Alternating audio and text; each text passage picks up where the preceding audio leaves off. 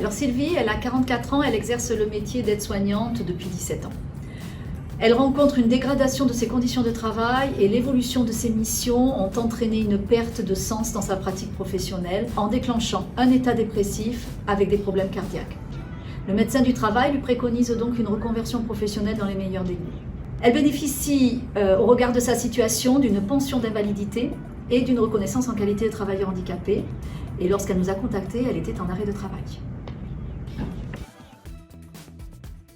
Alors Sylvie, elle est passionnée par la décoration et la rénovation de tapisseries d'ameublement. Elle décide de s'investir à titre personnel pendant son arrêt de travail en suivant des formations telles que la couture, garnissage de sièges. Elle fait 2 stages de découverte auprès de professionnels pendant son arrêt de travail avec l'accord de la Caisse primaire d'assurance maladie. Elle décide ensuite d'en faire réellement son métier en préparant un CAP de tapissier d'ameublement. Non, tout au long de son projet, elle a été accompagnée. Elle a été accompagnée par un conseiller du Cap Emploi. Le Cap Emploi, c'est un organisme spécialisé dans l'accompagnement des personnes en situation de handicap et ou avec une problématique de santé. Grâce à cet accompagnement et à ces stages, Sylvie a pu repérer 3 centres de formation qui préparaient au CAP et donc elle en a retenu un pour préparer sa reconversion.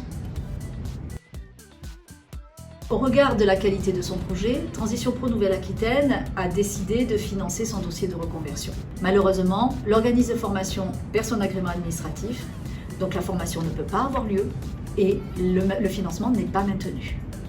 Transition Pro Nouvelle-Aquitaine et le conseiller du Cap Emploi ne l'ont pas laissé seul face à cette situation et ont pu l'accompagner dans ses démarches pour retrouver un organisme de formation.